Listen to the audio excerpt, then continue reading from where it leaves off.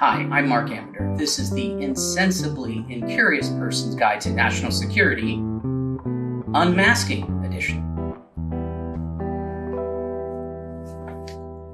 How hard was that? Unmasking. Let's make it very simple. Why does somebody have to be masked in the first place? Well, the term that the U.S. intelligence community uses is U.S. person, but let's just simplify and think for now, that's an American citizen, me, right? An American citizen who is caught on a wire in the course of surveilling thousands of foreign targets around the world. Sometimes a U.S. person, an American citizen, is going to be on the other end of the conversation. And, well, if you're the NSA or the FBI, you have a problem because, although there are exceptions, you can't eavesdrop on American citizens without an order. So what happens if you do incidentally? That is, it just happens that some American calls up a person, maybe in the Russian Ministry of Foreign Affairs, that you happen to be surveilling through whatever sneaky techniques you use.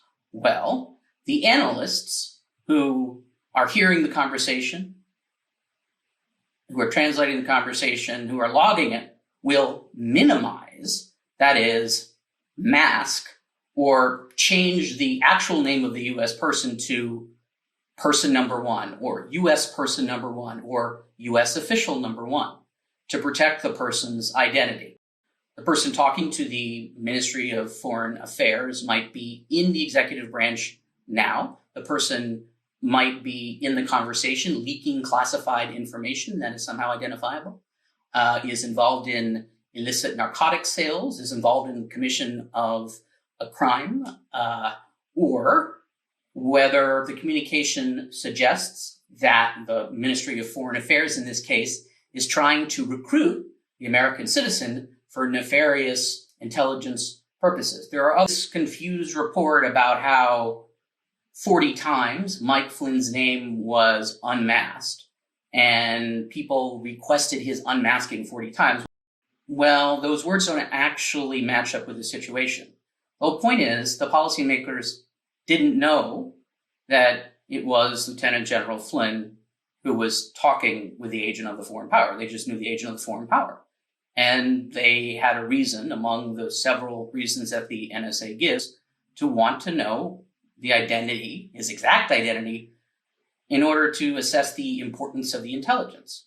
Remember, at the time, there was an open FBI counterintelligence investigation that was trying to determine what the heck the Russians were doing with the Trump campaign, if anything, and just how far they had gone to try and influence the election. So you're a policymaker, and you're reading that a U.S. person is communicating with the Russian Ministry of Foreign Affairs. You have an interest in trying to figure out who that person was for any of the reasons, even to protect that person. So the acting DNI, Rick Grinnell, declassifies all of the times that it was Mike Flynn's name that happened to be unmasked. So it wasn't that he declassified people specifically asking for Mike Flynn to be unmasked. That would be nonsensical because you can't unmask somebody who is already unmasked. As acting DNI Grinnell says, each individual was an authorized recipient of the original report, and the unmasking was approved through NSA's standard process, which includes a review of the justification for the request. Only certain personnel are authorized to submit unmasking requests into the NSA system. And the actual requests themselves. And some of them are blacked out, probably CIA officers and chiefs of station trying to understand. The dates span from November 30th, 2016, all the way until 3 days before the election. You're a policymaker sitting in your office now. The unmasking request has gone through, and you see that it's Lieutenant General Flynn. You're able to decide, based on any number of criteria, what to do with the intelligence. Whether it's, again, to warn General Flynn that Russians are trying to compromise him, or perhaps Turkey or other countries.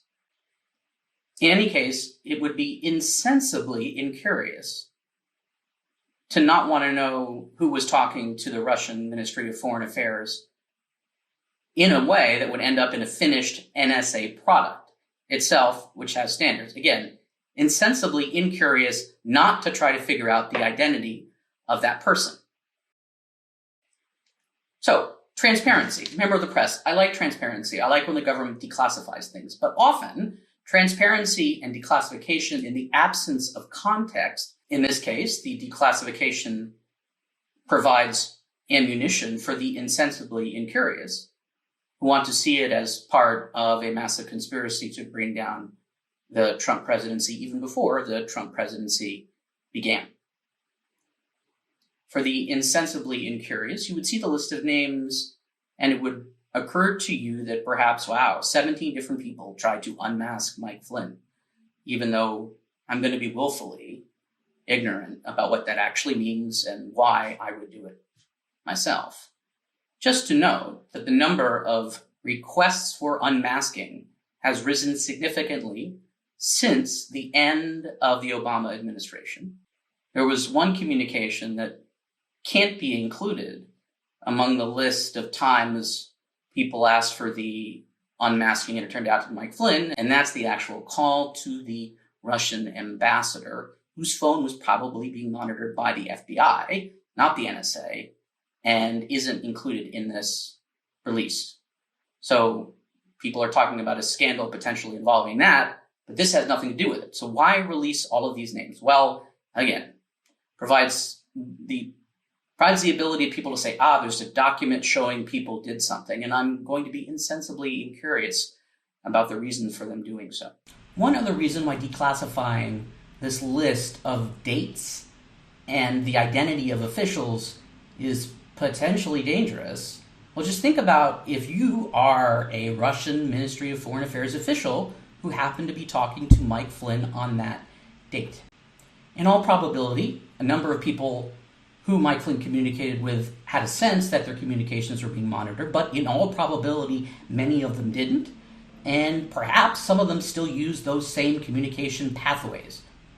Not anymore.